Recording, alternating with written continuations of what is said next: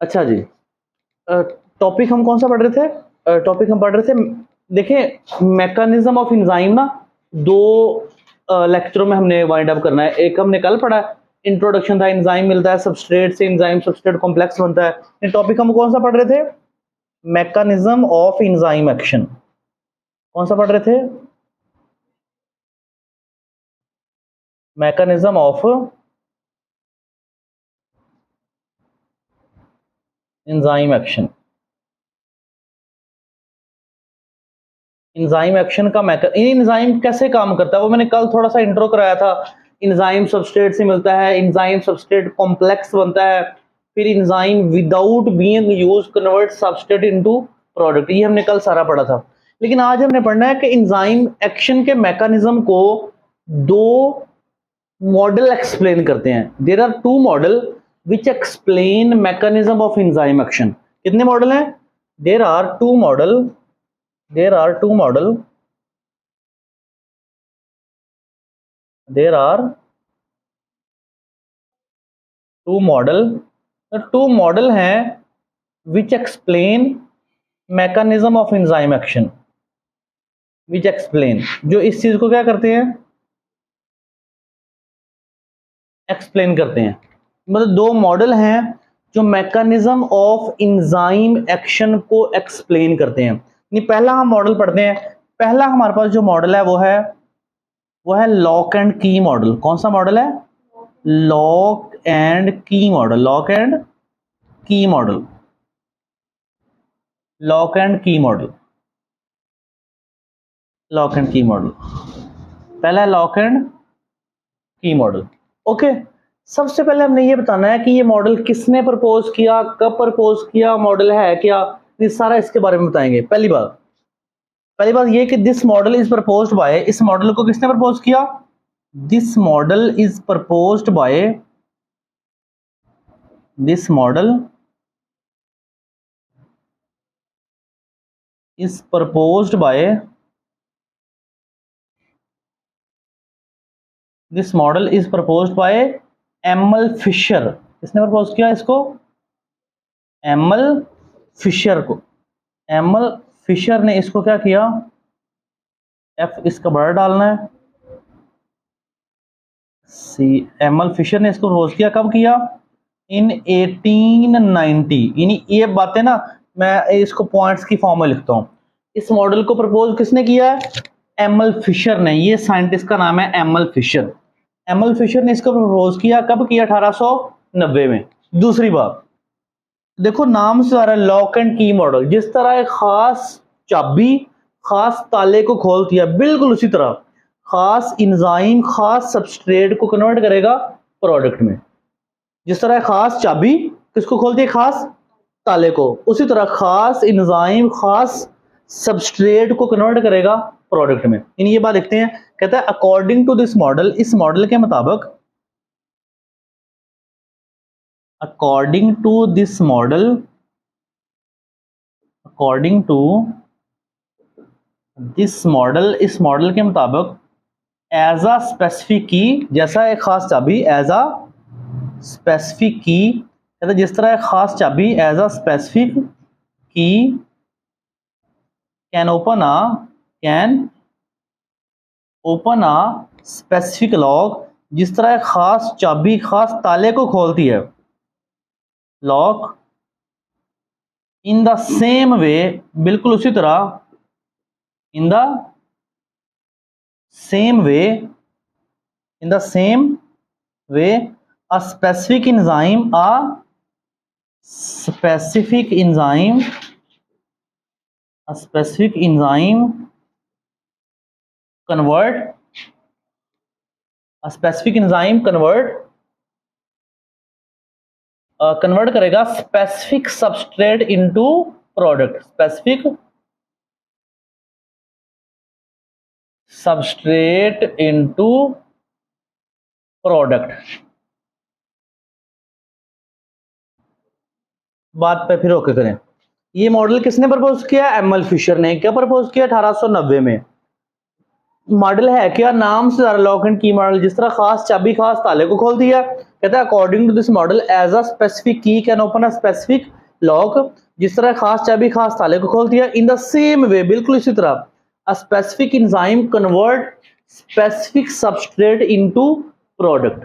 Okay, अगली बात यह है, इस मॉडल के मुताबिक according to this model active site जो होती है एंजाइम, देखो ना एंजाइम की जिस जगह पे आके सबस्ट्रेट जुड़ता है उस जगह का नाम क्या होता है? Active site. इस मॉडल के मुताबिक जो एक्टिव साइट है वो रिजिड होती है और उसमें कोई लचक नहीं होती। According to this model active site is a rigid structure.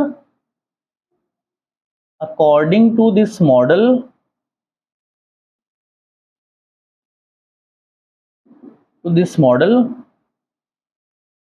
Active site is a, मेन दो लफ्ज है ना, यहां पर कीवर्ड क्या है? Active site is a rigid structure. Active site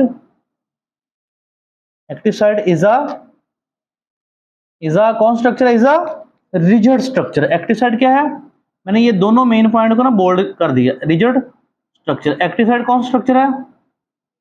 rigid structure है। And there is no flexibility, and there is no flexibility, और एक्टिव साइट में कोई लचक नहीं होती। And there is no flexibility in active site, and there is no flexibility in active site, और active site के अंदर कोई लचक नहीं होती, ये मॉडल कह रहा है। ओके, यानी दो तरह हमने बात की है कि अकॉर्डिंग टू दिस मॉडल जिस तरह खास चाबी खास ताले को खोलती है, उसी तरह खास एंजाइम खास सबस्ट्रेट को कन्वर्ट करेगा प्रोडक्ट में। और इस मॉडल के मुताबिक एक्टिव साइट रिजिड है और उसमें कोई लचक नहीं होती, और active site as a template काम करती है। टेम्पलेट समझते हो? टेम्पलेट कहते हैं जिसको देखकर कोई चीज बनाई जाए। वो ईंटें नहीं बनाते, ईंटें, वो उसके अंदर मट्टी रखते हैं फिर वो ईंट बन जाती है, वो सांचा, उसको क्या बोलते हैं? सांचा। यानी active site act as a template. क्या बोलेंगे लास्ट में? एक्टिव साइट एक्ट एज अ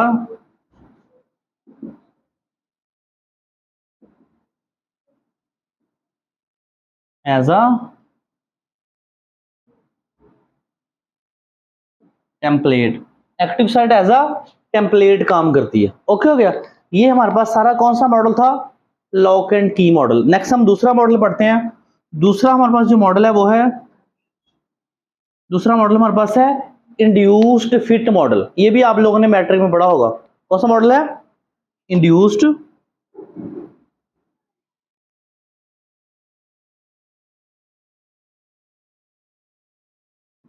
fit model. Induced fit model, ये मॉडल कौन सा है? Induced fit model. अच्छा, सबसे पहले अब इसमें भी ये बताएंगे कि ये मॉडल किसने प्रपोज किया? वो था एमएल फिशर। ये प्रपोज किया था, उसने प्रपोज किया था 1890 में। ये प्रपोज किया है डैनियल कॉशलैंड। डैनियल, डी कॉशलैंड कह लो या डैनियल कॉशलैंड कह लो या कल्ला कॉशलैंड कह लो, कोई मसला नहीं है। This model is proposed by Daniel Koshland. कब प्रपोज किया? 1959, 1959 में। ये पहली बात कौन सी है? This model is proposed by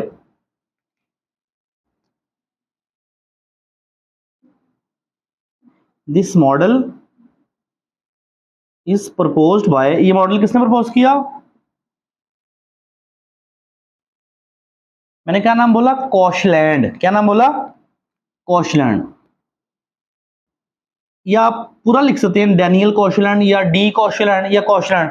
this model propose by Koshland. कब प्रपोज किया? इन 1959। एमसीक्यू आ सकता है, ये मॉडल किसने प्रपोज किया है? कॉशलैंड ने। कब किया? 1959 में। इतनी बात ओके करें। दूसरी बात क्या बोला मैंने? This model is proposed by Koshland in 1959। आगे लिखेंगे on the basis of new evidences, नए सबूत की बिना पर। यानी ये मॉडल थोड़ा सा एडवांस है। ऑन द बेसिस ऑफ, किस बेस पर? 9, on the basis of new evidences, on the basis of new evidences, नए सबूत की बिना पर यह मॉडल पेश हुआ है। तो दोनों में से ये अच्छा मॉडल है फिर, ठीक है ना? अच्छा मॉडल कौन सा हुआ फिर? इंड्यूस्ड मॉडल, क्योंकि ये नए सबूत की बिना पर पेश हुआ है। यहां तक okay. This model is propose by Koshland. कब प्रपोज किया? 1959 में। किस बेस पर? On the basis of new evidences. अच्छा देखें, इधर देखें, ये जो मैंने बात बोली ना, ये वाली बात, इसके ना उल्ट मैंने वो बात करनी है। यहां मैंने बोला according to this model active site is a rigid structure, वहां पे बोलूंगा according to this model active site is not a rigid structure. यहां पे मैंने बोला and there is no flexibility in active site, ये वहां पे बोलूंगा एक्टिव साइट में फ्लेक्सिबिलिटी होती है। उल्ट बात बोलूंगा, क्या बोलूंगा? According to this model,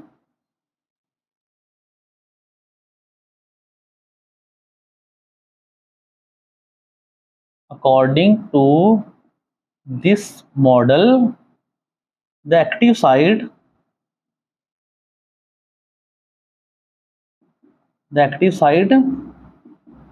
is not a active site is not a rigid structure। Active site is नहीं, क्या बोलो, नहीं, मेन लफ्ज को हम थोड़ा सा हाईलाइट करते हैं। The active site is not a rigid structure, not a rigid structure, मतलब एक्टिव साइट जो है वो रिजिड नहीं है। Active site is not a rigid structure. Okay हो गया, एक्टिव साइट इज नॉट अ। अगली बात क्या बोली? एंड देयर इज नो, उन्होंने बोला फ्लेक्सिबिलिटी नहीं है, लेकिन ये कह रहे हैं उसमें लचक होती है। फिर क्या बोलेंगे? And there is a flexibility in active site and there is a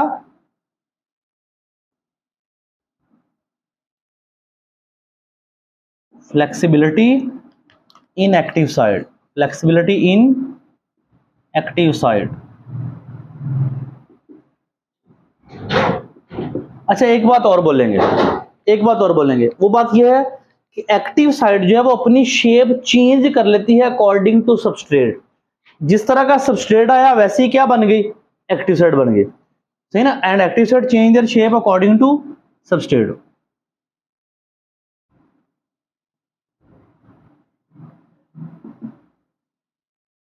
The active site can change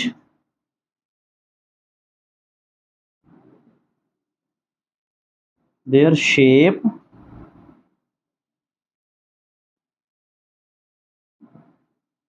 according to